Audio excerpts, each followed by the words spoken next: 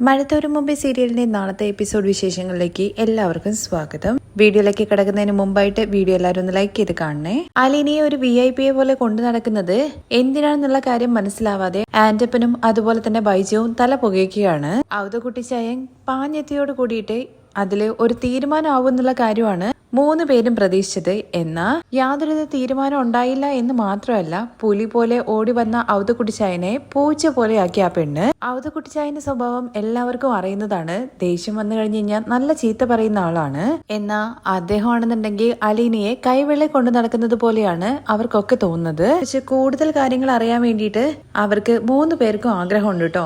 അതിന്റെ ഒരു ശ്രമം എന്നുള്ള രീതിയിൽ ഔതകുട്ടിയോട് ചെന്ന് ചോദിക്കുവാണേ. എന്നാൽ ഔതകുട്ടി പറയുന്നത് നിങ്ങൾ നിങ്ങളുടെ കേണൽ സാബിന്റെ അടുത്ത് തന്നെ നേരിട്ട് ചോദിച്ചാൽ മതി എന്നുള്ള കാര്യമാണ്. അതോടുകൂടി ആന്റപ്പൻ ഒന്നും മിണ്ടാതാവുകയാണ്. പക്ഷേ അവർക്ക് കൂടുതൽ ഡീറ്റെയിൽസും കാര്യങ്ങളും അറിയണം എന്നുള്ള ഒരു വാശി തന്നെയാണ് കേട്ടോ. അതിനു വേണ്ടിയിട്ട് ബൈജു ഒരു പ്ലാനൊക്കെ തയ്യാറാക്കുന്നുണ്ട്. കാര്യം നമ്മുടെ ആന്റപ്പൻ അന്വേഷിക്കുന്നുണ്ടെങ്കിലും ആന്റപ്പൻ ചേട്ടന്റെ സ്വഭാവം എന്താണെന്നുള്ള കാര്യം ബൈജുവിന് നന്നായിട്ട് അറിയാം.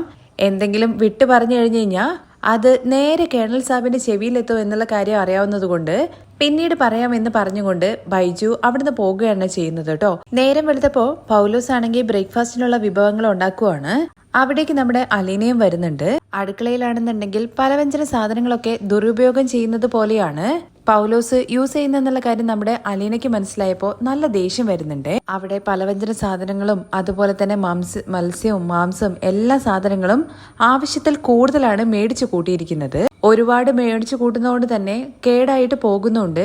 അതുപോലെ ഈ ഉള്ളിയിലോ അതുപോലെ ഉരുളക്കിഴങ്ങിലോ അങ്ങനെ എന്തെങ്കിലും ചെറിയൊരു കേട് കാണുമ്പോഴേക്കും അതെല്ലാം എടുത്ത് വേസ്റ്റിലിടുകയാണ്. ചുമ്മാ ചെത്തിക്കളഞ്ഞ് യൂസ് ചെയ്യാൻ വേണ്ടി പറ്റുന്ന സാധനങ്ങളാണ് വേസ്റ്റിൽ വെറുതെ കൊണ്ടുപോയിട്ട് പൗലോസ് കളയുന്നത്. ഇതെല്ലാം അലീനയുടെ ശ്രദ്ധയിൽ പെടുന്നുണ്ട്. മാത്രമല്ല വില കൂടിയ പഴങ്ങളും ഇതുപോലെ തന്നെയാണ്. ചെറിയ കേടുപാടുകൾ കാണുമ്പോഴേക്കും അതെല്ലാം എടുത്ത് വേസ്റ്റ് കൊട്ടയിൽ തള്ളുകയാണ് ചെയ്യുന്നത്. ഇതെല്ലാം കണ്ട അലീനയ്ക്ക് ഒരു കാര്യം മനസ്സിലാവുന്നുണ്ട്. ആ അടുക്കളയിൽ പിടിപാടിന്റെയും അതുപോലെ തന്നെ ധൂർത്തിന്റെയും ഒരു കൂടാരമാണ് എന്ന്. അലീന കുറച്ചു ദിവസമായി ഈ കാര്യങ്ങളെല്ലാം കാണാൻ വേണ്ടി തുടങ്ങിയിട്ട് 500-600 രൂപയൊക്കെ കൊടുത്തിട്ട് വാങ്ങുന്ന മീനുകള് കൈകാര്യം ചെയ്യുന്ന രീതിയൊന്നും അലീനയ്ക്ക് ഒട്ടും ഇഷ്ടപ്പെടുന്നില്ല കേട്ടോ. തലയുടെ ഭാഗത്തു നിന്നും അതുപോലെ തന്നെ വാല് മുറിച്ച് കളയുന്ന സമയത്തും അതിനോടൊപ്പം ഒരുപാട് മാംസ്യങ്ങളും മുറിച്ച് കളയപ്പെടുന്നുണ്ട്. അതുപോലെ തന്നെ പാകം ചെയ്ത ഭക്ഷണങ്ങൾ ബാക്കി വരുന്നത് നേരെ കമ്പോസ്റ്റ് കുഴിയിലേക്കാണ് കൊണ്ടുപോയിട്ട് കളയുന്നത്. ഇതെല്ലാം കണ്ട അലീനയാണെന്നുണ്ടെങ്കിൽ പൗലോസിന്റെ അടുത്ത് ചോദിക്കുന്നുണ്ട് കേട്ടോ, ഇതൊക്കെ എന്തിനാണ് നശിപ്പിച്ച് കളയുന്നത്, അതെടുത്ത് ഫ്രിഡ്ജിൽ വെച്ചൂടെ എന്ന്. ഇവിടെ ഫ്രിഡ്ജിൽ വെച്ച സാധനങ്ങളൊന്നും കേണൽ സാബ് കഴിക്കില്ല എന്ന് പൗലോസ് പറയുന്നുണ്ട്. ആയിക്കോട്ടെ, പക്ഷെ ഇവിടുത്തെ ജോലിക്കാർക്ക് അത് കഴിക്കാലോ. ഇത് കേട്ട പൗലോസ് ആണെന്നുണ്ടെങ്കിൽ അയ്യോ അത് എടുക്കണം, ചൂടാക്കണം, ഇതാക്കണം, അതാക്കണം എന്നൊക്കെ പറഞ്ഞിട്ട് ഇവിടെ വേറെ തന്നെ ഒരുപാട് കുഞ്ഞ് ജോലികളുണ്ടെന്ന് പറയുവാണേ. ഇത് കേട്ട അലീനയാണെങ്കിൽ തിരിച്ച് പൗലോസിന്റെ അടുത്ത് ചോദിക്കുന്നുണ്ട്, ഇവിടെ ആകെ കേണലും അതുപോലെ തന്നെ കുറച്ച് ജോലിക്കാർ മാത്രമേ ഉള്ളൂ. അതും ഓരോരോ ജോലിക്ക് ഓരോരുത്തരും എന്നുള്ള രീതിയിൽ പുറത്തെ കാര്യങ്ങൾ നോക്കാനും പട്ടിയുടെ കാര്യങ്ങളൊക്കെ നോക്കാൻ വേണ്ടിയിട്ട് ഒരുപാട് ആൾക്കാരുണ്ട്. ഇവിടെ കേണൽ സാബിനും അതുപോലെ തന്നെ 3-4 പണിക്കാർക്കും വെച്ചുണ്ടാക്കാൻ വേണ്ടിയിട്ട് ഇത്രയും വലിയ പണിയുണ്ടോ എന്ന് അലീന ചോദിക്കുന്നതൊന്നും കേട്ടിട്ട് പൗലോസിന് അത്ര അങ്ങ് ഇഷ്ടപ്പെടുന്നില്ല കേട്ടോ. എന്തിനാ കൊച്ചെ വെറുതെ വേണ്ടാത്ത കാര്യങ്ങളൊക്കെ കയറി ഇടപെടുന്നത്? ഒരുപാട് നാളായിട്ട് ഇവിടെ ഇങ്ങനെയൊക്കെ തന്നെയാണ് നടക്കുന്നത്. ഇതിലെ മുതലാളിക്ക് എന്തെങ്കിലും പരാതി ഉണ്ടോ എന്നുള്ള കാര്യം നോക്കിയാൽ പോരെ എന്നുള്ള കാര്യം കൂടി പൗലോസ് ചോദിക്കുന്നത് നമ്മുടെ അലീനയ്ക്ക് അത്ര അങ്ങ് ഇഷ്ടപ്പെടുന്നില്ല കേട്ടോ. അല്ല പൗലോസ് ഏട്ടാ, ഈ ലോകത്ത് എത്രയോ ആൾക്കാർ ആഹാരം കിട്ടാതെ മരിക്കുന്നവരുണ്ട്. എന്തോരം പിഞ്ചു കുഞ്ഞുങ്ങളുണ്ട് വിശന്നിരിക്കുന്നവരെ എന്ന് പൗലോസേട്ടൻ അറിയോ? പൗലോസേട്ടൻ ഇവിടെ മീനും ഇറച്ചിയൊക്കെ മുറിച്ചു കഴിഞ്ഞു കഴിഞ്ഞാൽ അതിന്റെ പാതി ഭാഗം കമ്പോസ്റ്റ് കുഴിയിലാണ്. അത് മാത്രമല്ല ഇവിടെ വെച്ചിരിക്കുന്ന വാടിക്കിടക്കുന്ന ഈ പച്ചക്കറികളൊക്കെ പൗലോസേട്ടൻ വീണ്ടും ഉപയോഗിക്കുമെന്ന് ചോദിക്കുവാണേ. അങ്ങനെ ഉപയോഗിക്കാനാണെങ്കിൽ കുഞ്ഞെ വേറെ മേടിക്കേണ്ട കാര്യമില്ലല്ലോ. ഇത് എന്തോരാണ് കളയുന്നത്? ഇത്രയും ഭക്ഷണമൊക്കെ കളയോ പൗലോസേട്ടന്റെ വീട്ടിലാണെന്നുണ്ടെങ്കിൽ? പൗലോസേട്ടൻ പറഞ്ഞല്ലോ ഒരുപാട് നാളായി ഇവിടെ ഭക്ഷണം ഉണ്ടാക്കാൻ വേണ്ടി തുടങ്ങിയിട്ടെന്ന്. എന്നിട്ടും പൗലോസേട്ടൻ അറിയില്ലേ ഇവിടെയുള്ള ആൾക്കാർക്ക് എത്ര ഭക്ഷണം വേണം, എത്രയാ ഉണ്ടാക്കണ്ടേ എന്നുള്ള കാര്യം. ഇത് കേട്ട പൗലോസ് പറയുന്നുണ്ട്, കുഞ്ഞെ താൻ ഈ പണിക്ക് ഇറങ്ങിയിട്ട് ഒരുപാട് നാളായി, പഠിച്ചിട്ട് തന്നെയാണ് ഈ ജോലിക്ക് വന്നതെന്ന്. അങ്ങനെയാണെങ്കിൽ താനിവിടെ ഉള്ളിടത്തോളം കാലം പൗലോസേട്ടനെ ചിലത് പഠിപ്പിക്കുമെന്ന് അലീനയും തീരുമാനിക്കുന്നുണ്ട്. ഇങ്ങനെ ദൂർത്തടിക്കാൻ വേണ്ടിയിട്ട് താൻ എന്ത് വന്നു കഴിഞ്ഞാലും സമ്മതിക്കില്ല. ആ സമയത്താണ് ഔതക്കുട്ടി അടുക്കളയിലേക്ക് വരുന്നത് കേട്ടോ. വന്ന ഉടനെ തന്നെ രണ്ടുപേരും തമ്മിൽ എന്തോ സംസാരം ഉണ്ടെന്നുള്ള കാര്യം മനസ്സിലാക്കിയിട്ട് എന്താ ഇവിടെ രണ്ടുപേരും തമ്മിലൊരു വാക്ക് തർക്കമെന്ന് ചോദിക്കുന്നുണ്ട്. ഒന്നുമില്ല വല്യപ്പച്ച, ആഹാര സാധനങ്ങള് വേസ്റ്റ് ആക്കി കളയരുത് എന്നുള്ള കാര്യം പൗലോസേട്ടന്റെ അടുത്ത് പറയുകയായിരുന്നു. മോൾ എന്തിനാ ഇതിലൊക്കെ കയറി ഇടപെടുന്നത്? നമ്മള് നമ്മുടെ കാര്യം നോക്കിയാ പോരെ എന്ന് അവതക്കുട്ടി ചോദിക്കുന്നുണ്ട് കേട്ടോ. പക്ഷെ അലീനയാണെങ്കിൽ വല്യപ്പച്ച ഭക്ഷണം വേസ്റ്റ് ആയി കളയുന്നത് എവിടെയാണെന്നുണ്ടെങ്കിലും താൻ അതിൽ കയറി ഇടപെടും. അതിപ്പോ കേണല് വേണ്ട എന്നുള്ള കാര്യം പറഞ്ഞാലും ഞാൻ എതിർക്കും. കാരണം ഭക്ഷണത്തിന്റെ വില എന്താണെന്നുള്ള കാര്യം എനിക്കറിയാം. ഭക്ഷണം ദാനം തരുന്നത് നോക്കിയിട്ട് അനാഥാലയത്തിന്റെ പടിക്കല് ഒരുപാട് നാൾ ഞാൻ നോക്കി നിന്നിട്ടുണ്ട്. ഭക്ഷണം എന്ന് പറയുന്നത് ദൈവമാണ് എന്നുള്ള കാര്യം ബ്രിജിത മമ്മി ഞങ്ങളെ പഠിപ്പിച്ചിട്ടുണ്ട്.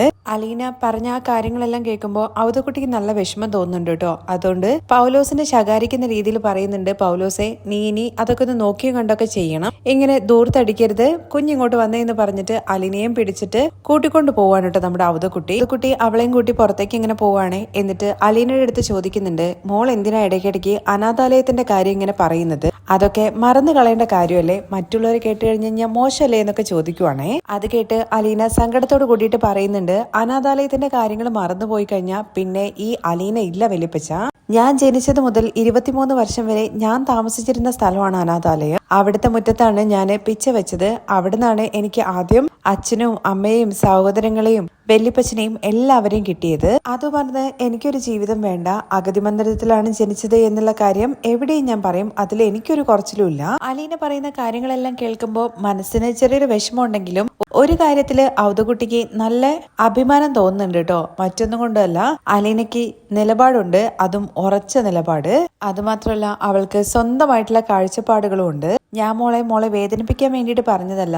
നമ്മുടെ ജോലിക്കാരുടെ മുമ്പിൽ വെച്ചിട്ട് ഇങ്ങനത്തെ കാര്യങ്ങളൊക്കെ പറഞ്ഞു കഴിഞ്ഞാൽ അവര് നമ്മളെ കുറച്ചേ കാണത്തുള്ളൂ. അലീന പിന്നെ അതിന് മറുപടി ഒന്നും പറയാതെ മൗനമായിട്ട് ഇങ്ങനെ നിൽക്കുവാണ്. അതേസമയം അടുക്കളയിലാണെന്നുണ്ടെങ്കിൽ പൗലോസിനെ ചോദ്യം ചെയ്യാൻ വേണ്ടി വന്നതാണല്ലോ, ഭരിക്കാനൊക്കെ ആണല്ലോ അലീന വന്നത്. ആ ഒരു ദേഷ്യം തീർക്കാൻ അവിടെ രാജപ്പനും അതുപോലെ തന്നെ ബൈജു ഒക്കെ നിൽക്കുന്ന സമയത്ത്, ഞാനേ ഇന്നലെ തുടങ്ങിയ പരിപാടിയൊന്നും അല്ല ഇത്. ഞാനിവിടെ വന്നിട്ട് കൊല്ലം 28ആയി. എന്നെയാണ് അവള് പഠിപ്പിക്കാൻ വന്നിരിക്കുന്നത്. പൗലോസിനെ എന്തൊക്കെ പറഞ്ഞിട്ടും ആ ഒരു അമർഷം അങ്ങ് തീരുന്നില്ല കേട്ടോ. ഉടനെ ബൈജു ചോദിക്കുന്നുണ്ട്, അല്ല പൗലോസേട്ടന് 4 അങ്ങ് പറഞ്ഞുകൂടായിരുന്നോ എന്ന്? പിന്നെ ഞാൻ വിട്ടുകൊടുക്കോ? ഞാനങ്ങ് പറഞ്ഞിട്ടുണ്ട്, എന്തെങ്കിലും കംപ്ലൈന്റ് ഉണ്ടെങ്കിൽ അങ്ങ് കേണലിന്റെ അടുത്ത് ചെന്ന് പറയാൻ വേണ്ടിയിട്ട്. നമുക്കൊരു പാരയാവോ എന്നുള്ള കാര്യം ബൈജു ചോദിക്കുമ്പോ അതിനാണ് സാധ്യത എന്നുള്ള കാര്യം ഇങ്ങനെ അവർ തമ്മിൽ ഇങ്ങനെ ഡിസ്കസ് ചെയ്യുന്നുണ്ട്. എന്തായാലും ഇത് ഇങ്ങനെ വിട്ടാൽ ശരിയാവില്ല എന്നുള്ള കാര്യം മനസ്സിലാക്കി പൗലോസ് തലചൊറിഞ്ഞും കൊണ്ട് നമ്മുടെ സ്റ്റാൻലിക്ക് അരികിലേക്ക് ചെല്ലുവാണേ. സ്റ്റാൻലിക്ക് കാര്യം മനസ്സിലാവുന്നുണ്ട്, എന്തോ പറയാൻ വേണ്ടിയിട്ട് വന്നതാണ് എന്നുള്ള കാര്യം. മലയാളി ഇവിടെ വന്നിട്ട് എത്ര നാളായി, ഇതുവരെ എന്റെ പാചകത്തില് ആരും ഒരു കുറ്റവും പറഞ്ഞിട്ടില്ല. മുതലാളിക്ക് അതിനെക്കുറിച്ച് അറിയാലോ. ഇനിയിപ്പോ മുതലാളിക്ക് ഞാനിവിടെ നിൽക്കുന്നത് താല്പര്യമില്ല എന്നുണ്ടെങ്കിൽ ഒരു വാക്ക് പറഞ്ഞാൽ മതി, ഈ പൗലോസ് അപ്പൊ ഇവിടുന്ന് ഇറങ്ങിപ്പോകും. ഇങ്ങനെ ചുറ്റി വളച്ച കാര്യങ്ങള് പൗലോസ് പറയുന്നത് കേൾക്കുമ്പോ സ്റ്റാൻലി കാര്യം എന്താണെന്നുണ്ടെങ്കിൽ താൻ തെളിച്ചു പറയടോ എന്ന് പറയുവാണേ.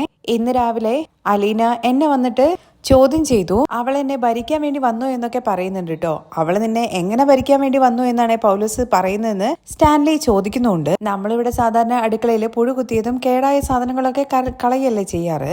ഞാന് ഒരു 2-3 തക്കാളി കേടായതും അതുപോലെ പുഴുക്കുത്തിയ 2-3 സവാളയൊക്കെ എടുത്ത് കളഞ്ഞു. ഇതൊക്കെ കളയുകയാണോ എന്നുള്ള കാര്യം ചോദിച്ചിട്ട് ആ കൊച്ചു എന്റെ നേർക്കൊരു ചാട്ടം. അതുപോലെ മീനിന്റെ തല കളയാൻ പാടില്ല, വാല് കളയാൻ പാടില്ല, മുള്ളു കളയാൻ പാടില്ല എന്നൊക്കെ ഒരു പറച്ചിൽ. അതുപോലെ കോഴിന്റെ കാല് കളയാൻ പാടില്ല. എന്തെല്ലാം നിയമങ്ങളാണ്. ആ കൊച്ച് അനാഥാലയത്തിലെവിടെ ജീവിച്ച സമയത്ത് അവിടെ ഇതൊന്നും കളയാറില്ലായിരുന്നു പോലും. അവിടൊക്കെ അതൊക്കെ പറ്റുമായിരിക്കും, പക്ഷെ ഇവിടെ അത് വല്ലതും നടക്കും. അത് കേട്ടപ്പോ സ്റ്റാൻലിക്ക് തന്നെ ആകെ വല്ലാതായ പോലെ തോന്നുന്നു കേട്ടോ, ഒരു നാണക്കേട് പോലെ. കാരണം തന്റെ മകള് അനാഥാലയത്തിലാണ് ജീവിച്ചത് എന്നുള്ള കാര്യം ജോലിക്കാരുടെ അടുത്ത് പറയും. അവരതൊരു മോശപ്പെട്ട രീതിയിൽ ഇങ്ങനെ സ്റ്റാൻലിയുടെ അടുത്ത് വന്ന് പറയുന്ന ഒരു ഇതുപോലെയൊക്കെയാണ് കേട്ടോ സ്റ്റാൻലിക്ക് ഫീൽ ചെയ്യുന്നത്. ബാക്കി വന്നിരിക്കുന്ന ആഹാരങ്ങള് കളയരുത് പോലും, അത് ഇവിടുത്തെ ജോലിക്കാര് കഴിച്ചു തീർക്കണം പോലും. അതുപോലെ വില കുറഞ്ഞ പച്ചക്കറികൾ മേടിച്ചാൽ മതി, കുറച്ച് പച്ചക്കറി പിശുക്കി മേടിക്കണം എന്നൊക്കെയാണ് അവള് പറയുന്നത്.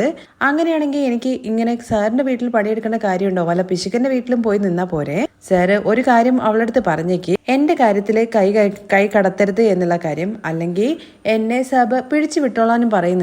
ഇതെല്ലാം കേട്ട് ഒരു ദീർഘശ്വാസമൊക്കെ വിട്ട് നമ്മുടെ സ്റ്റാൻലി ആണെന്നുണ്ടെങ്കിൽ പൗലോസിന്റെ അടുത്ത് പൊക്കോളാനും താൻ കാര്യങ്ങൾ നോക്കിക്കോളാം എന്നുള്ള കാര്യം പറയുകയും ചെയ്യുകയാണ്. സ്റ്റാൻലി ആണെങ്കിൽ നേരെ അലീനയ്ക്ക് അരികിലേക്ക് ചെല്ലുകയും അലീനയെ ചോദ്യം ചെയ്യുകയും ചെയ്യാണ് കേട്ടോ. നീ പൗലോസുമായിട്ട് വഴക്കുണ്ടാക്കിയോ എന്നുള്ള കാര്യം.